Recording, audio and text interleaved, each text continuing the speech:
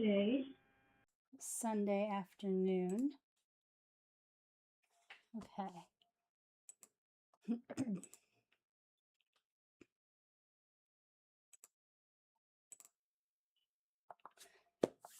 Okay. All right, I think I've got it. Got it handled. Kinda, sorta, possibly.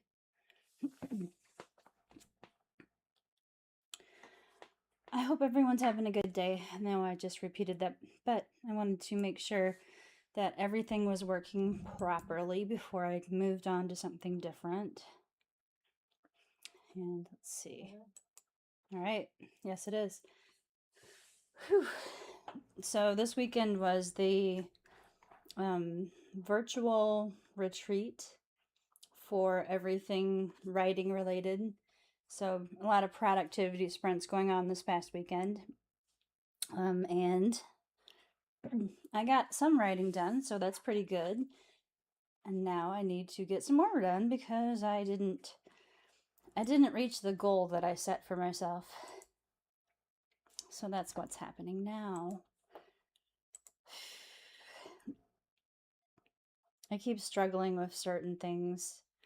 Like every time I get stuck with writing, and every time that I think, "Oh, maybe there's something wrong. Maybe I've done something wrong." Okay, I'm going to take this off. This is just not going to work.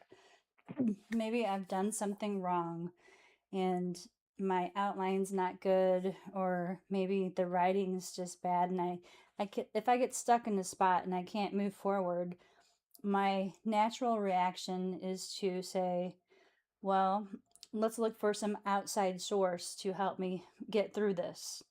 Okay, so I have a habit of every time I get stuck like that, I will go to, join a class, join a group, ask for help from outside sources. And last week, I was on the verge of asking for help, and I still want to do this, but I want to get past this little part. I want to finish the novel, and I want to have the person that I'm thinking of to help me like edit it, like developmental editing kind of thing.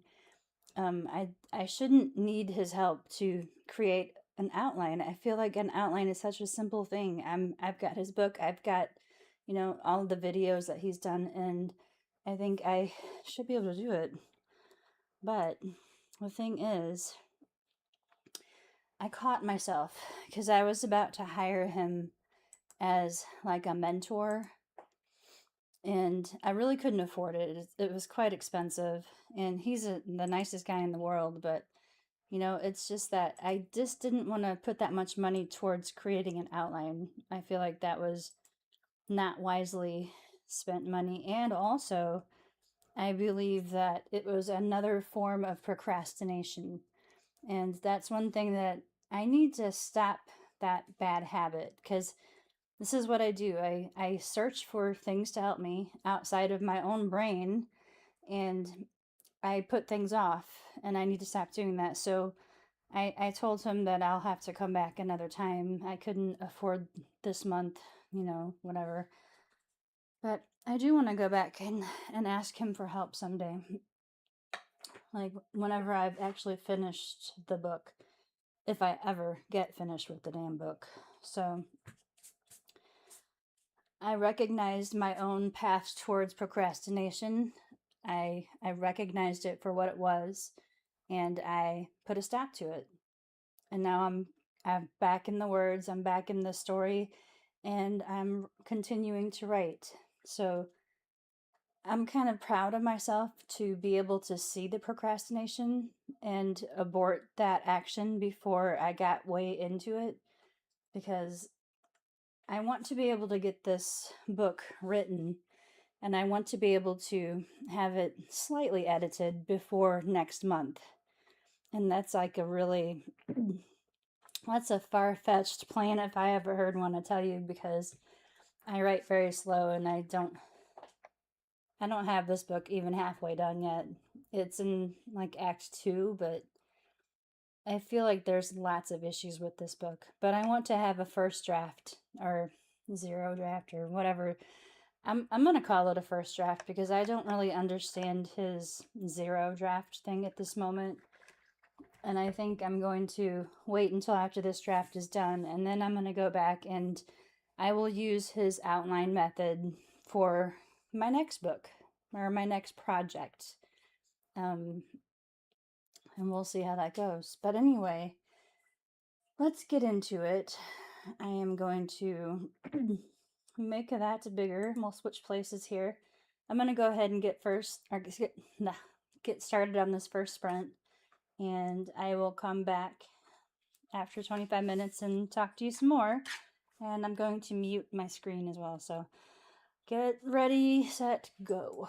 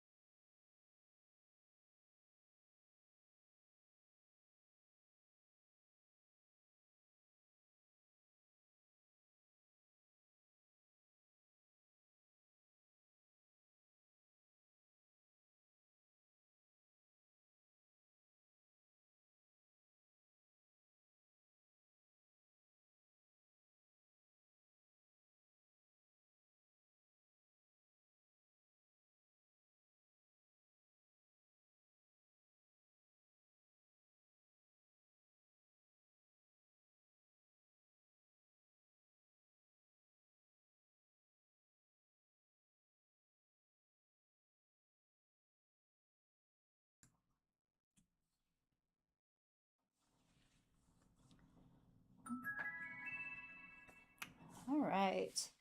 I have changed the background on that thing. I've changed the sound that it makes whenever it's done. So I really, really appreciate this focus. I actually bought it today. Not bought it, but I paid for the lifetime membership, and I feel like I've been using it for several months, so I think that it's not wasted money. It's not going to be used because every time I do a live stream, I've been using it, and I've been using the free edition, and I probably didn't need to buy the full membership or whatever, but I really enjoy it, and I've wanted to have different options. The same old options were getting kind of boring, so that's what I'm doing now. So in the story that I'm writing, so my main character, Drina, she is at her aunt's house and her aunt and uncle's house, and she's having dinner, and she has it in her mind to talk to her aunt. Her aunt has the same gift that she does, which is, telepathy. And she wants to get more information because at the moment, yeah, she's known that she's had this for a very long time, and she's tried to push it away, push it down. She doesn't want it. She hates it. She thinks it's a curse. And so she is really trying to come to terms with the fact that she has it, and in her job that she has, it could actually help her. It could be of assistance with her. But right now, every time she like has a vision, it completely takes over her whole being. And that would be dangerous, say if she were like driving or, in a public place. Like in the very first scene, her she's first time in the field. She's with her coworker who is working with her for the very first time as well. And she has a vision while she's in there, and it kind of screws up everything. And now her coworker probably thinks that she's nuts. She thought that, and whenever she was being dropped back off at the workplace after the whole incident was over, and so she thinks that she's really clumsy and, all that stuff. But it was really a vision that came over her. She needs to learn how to control it. She needs to let it be in there and let her view it, but she needs to be able to control it so it doesn't take over everything, and she can still behave like a normal human being whenever she's out and about, or when she's driving, because that would be exceptionally dangerous if she were driving when one came on. And I think while she's having stressful moments in the car, she probably would have them, because I think that the visions are brought on by stressful situations. And she doesn't quite know that yet. But she's going to find out, because that's what she's at her aunt's house tonight. She is trying to get more information about this thing that she believes is a curse, because her aunt has the same thing, and many people in the family have that, going back so long, many generations. And so she's going to find out a lot of new stuff tonight. She's going to find out possibly why her father disappeared, and why he was in danger in the first place. So this is kind of a big night for her. And this is something that is going to be another beginning of her situation where she needs to go into training. I mean, she was going into training anyway because she needed to learn how to, be tougher and like be combative, basically defense, self-defense. Because if she's going to be working in the field as an investigator, she needs to, get stronger, know how to take care of herself in the field so nobody will hurt her. And she needs to be able to work together with other people and protect each other. Otherwise, bad things could happen. So that's one part of her training. She's going to be training for field work. And the other part of her training is going to be with her aunt, and she's going to be training. She is going to be training as, you know, trying to control her gift even more. So that's where I'm going to leave you at this time. I'm going to hop back into the sprint. It has already started, and I will see you in 25 minutes. I'm going to mute my screen, so get to writing.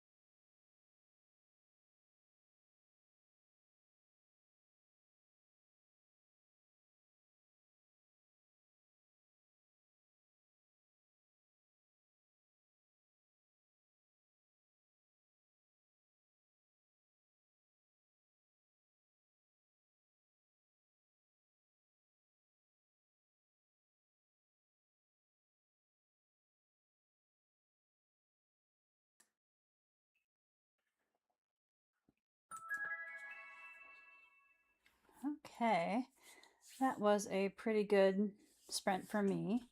I got a lot more done. Not a lot more, I write slow, but you know what I mean. So, so now she's at her aunt's house and she is talking to her about, how am I going to take care of this issue I have? And her aunt's like, you know what? Your father should have been able to do this for you. He's gone. I'm sorry about that.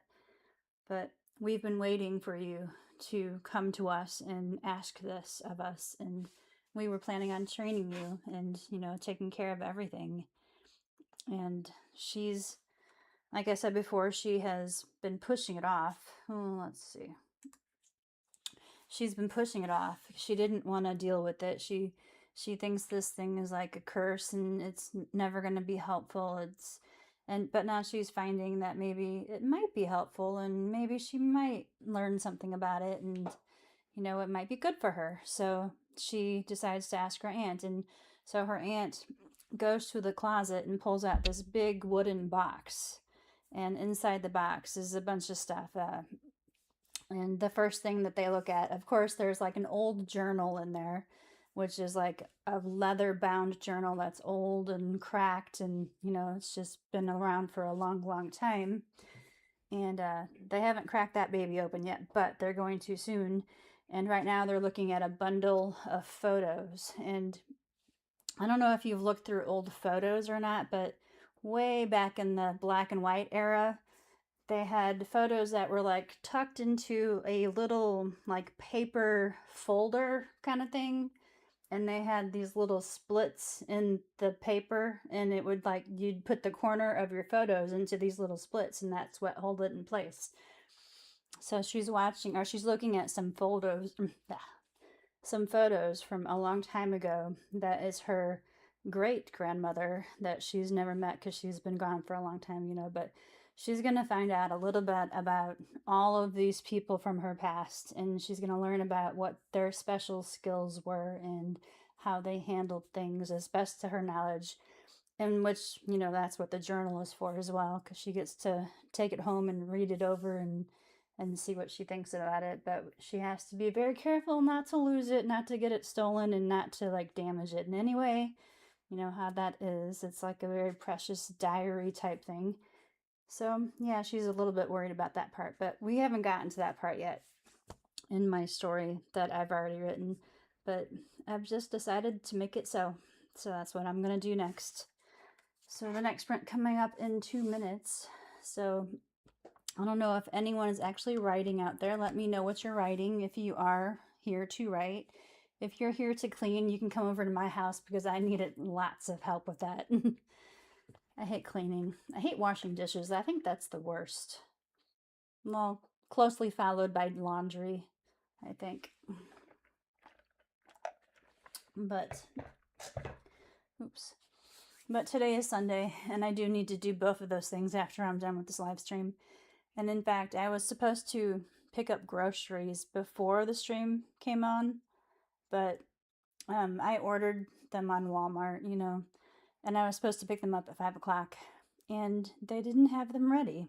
And they told me that they wouldn't be ready until like 5:48. I don't know where they get that ridiculous number, but that's what they said. And I'm like, well, I'm going to have to reschedule it because I don't want to be late to the stream, even though I usually am. And so they're going to hold on to them until 9 o'clock. And so I'll have to go get them after the stream. So that should be interesting. It doesn't leave me a lot of time to get stuff ready for tomorrow, but that's okay. I can just take a frozen dinner to work or something tomorrow. It's just as easy as doing everything else. And I'll be fine. So, I guess I need to figure out what my next steps are in this story. I know she needs to go back and do some more training with Kit, who is the investigator that she's supposed to be working with. I think she was supposed to work with her father's old partner, but he thinks that he needs to take care of this other case and he doesn't want her involved because it involves her family, basically. So Ted has stuck her training with Kit. Kit is the person that Drina really believes hates her and thinks that she is a waste of space kind of thing. But she will soon find out that that is definitely not the case. All right, we're into the sprint. I'm going to go ahead and mute my screen, change the orientation. I'll see you in 25.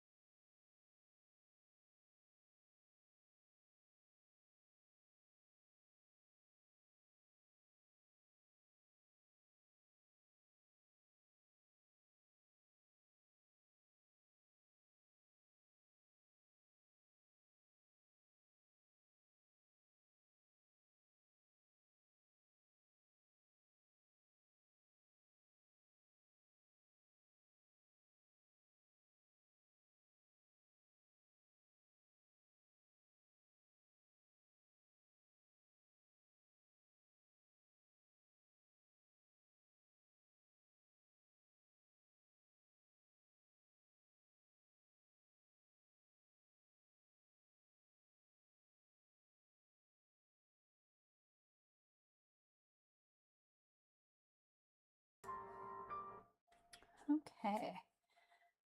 Well, I've just taken like the whole 25 minutes. Well, I did have a conversation with my sister for a few minutes. Let's see. Yeah, I had to talk to my sister for a few minutes. About nothing important to you. But anyway, I've been just sitting here thinking the photo that she found was from 1848. It was her great, I don't know how many great grandmother way back in the day.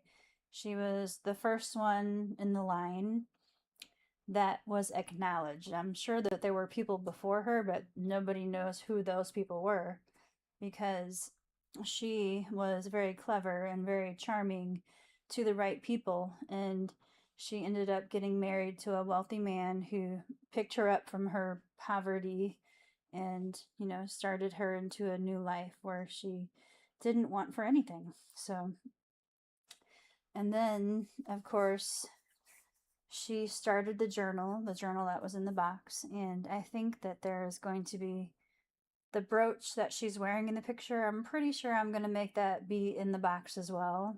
And I don't think she's going to give it to Drina or nothing like that, but it's going to be there.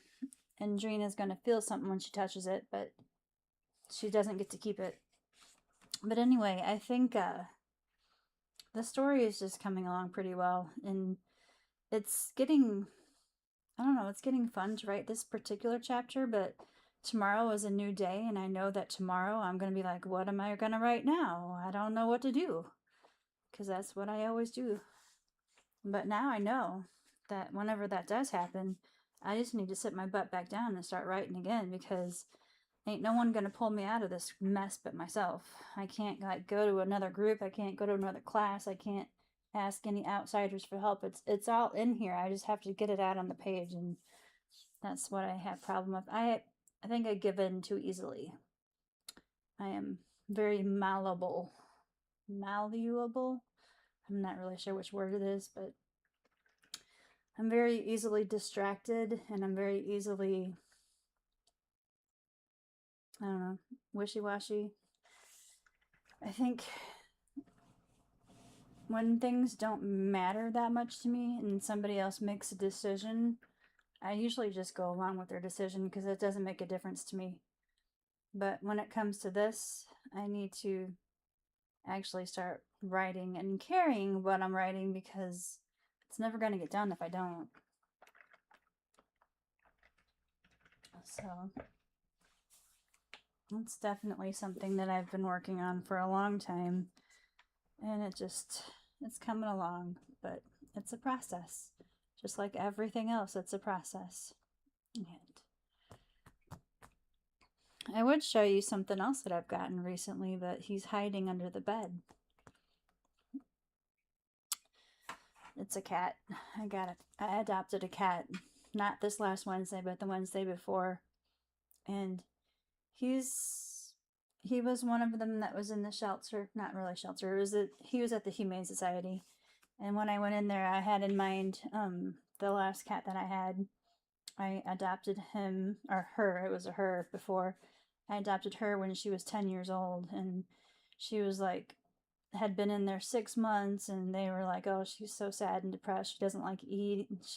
She was like stick thin. That poor little thing was giving up on life, and I took her home, and she turned out great for a long time. And I wanted that to be the case for the next cat too.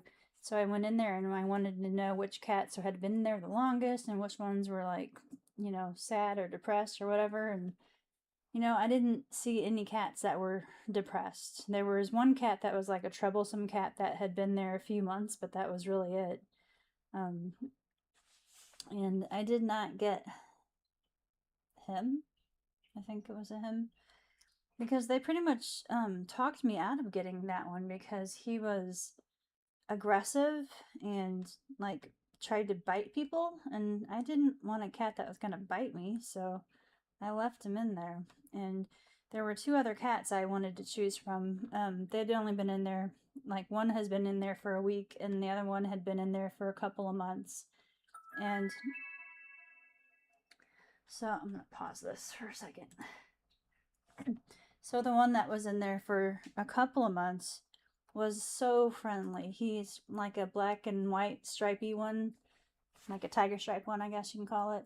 But he was so adorable and he was so friendly. And I was there with my mom and my sister and my niece, and we all went into this little room, and they brought that cat in there, and he was like walking around everyone's legs and like rubbing against their little ankles and stuff. And he came to me like once, but then he went back to my niece. I think he was like favoriting my niece, but my niece wasn't there to get a cat. I was. So yeah.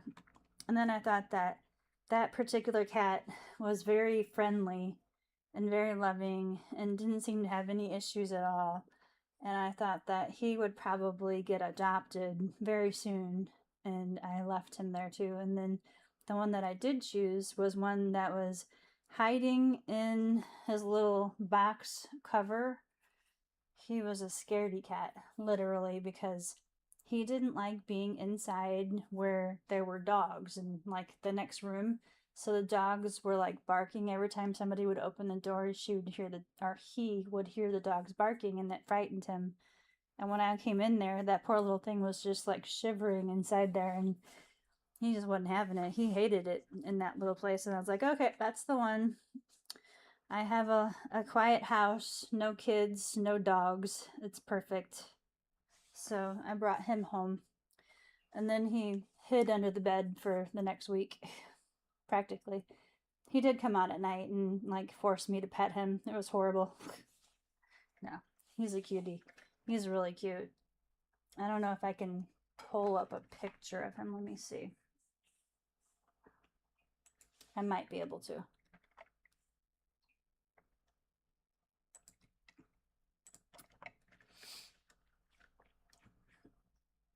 Let's see.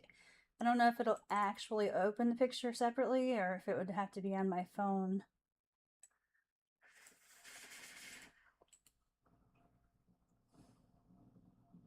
Open. Let's see. Okay. This is him.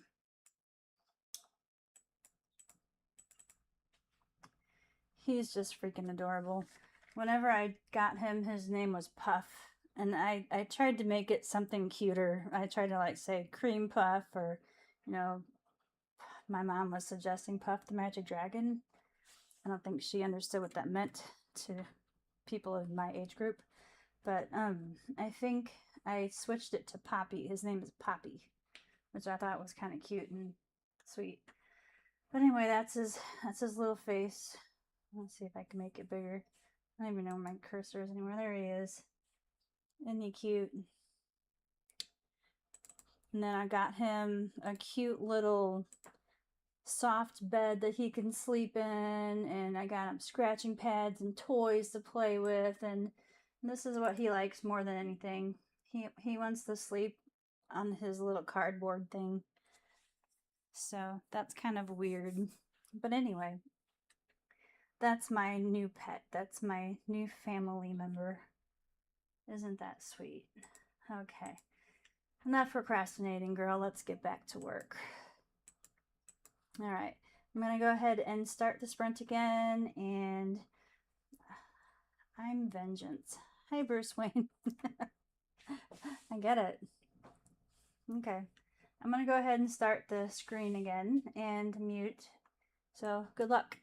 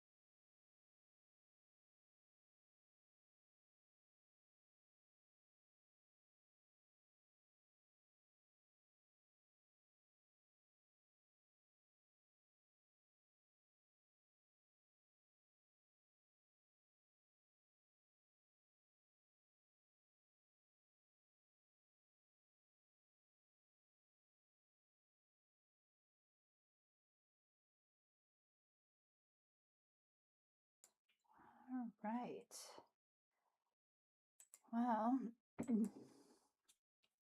Well, I gotta tell you, I got distracted again.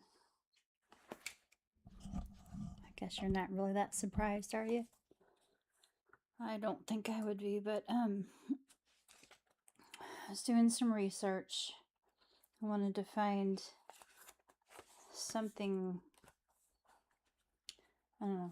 It's a BBC history documentary, and I was looking at it, and the lady that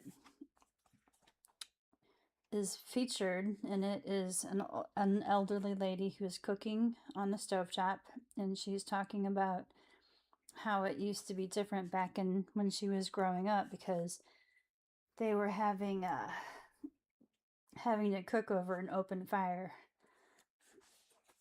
So she said something that was really inspiring, so I wanted to write it down, but I didn't quite get that far before my timer ran out.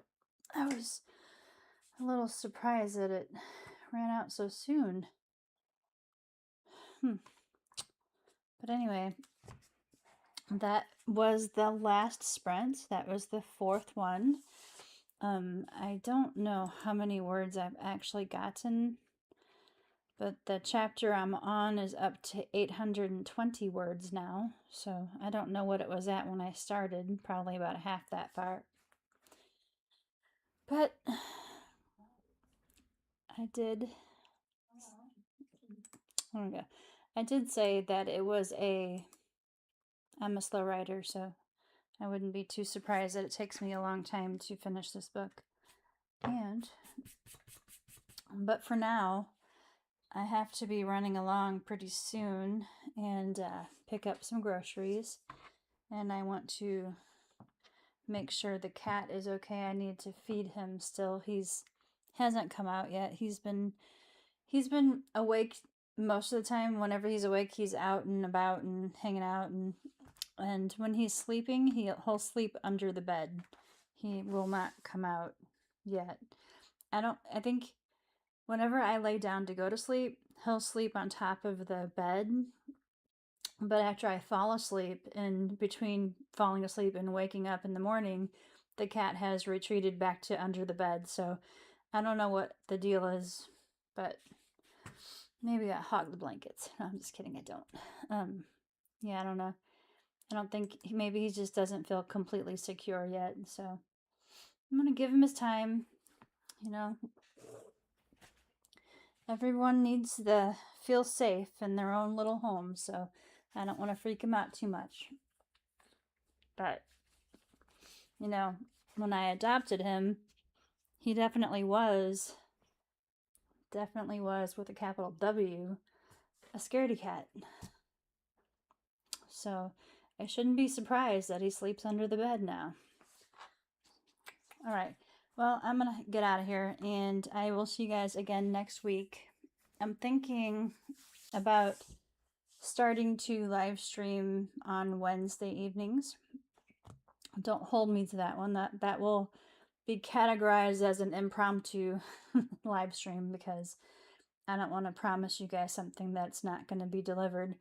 But I know that I will be here next Sunday, because I have been here many, many, many Sundays in a row, and I've only been a few times late. So, but you guys don't really care about that, because you probably never even noticed. But anyway, I'll talk to you next week. And until then, I hope you're writing still and being productive in some other way. So I'll see you next week, and I hope that you have a great night. Bye.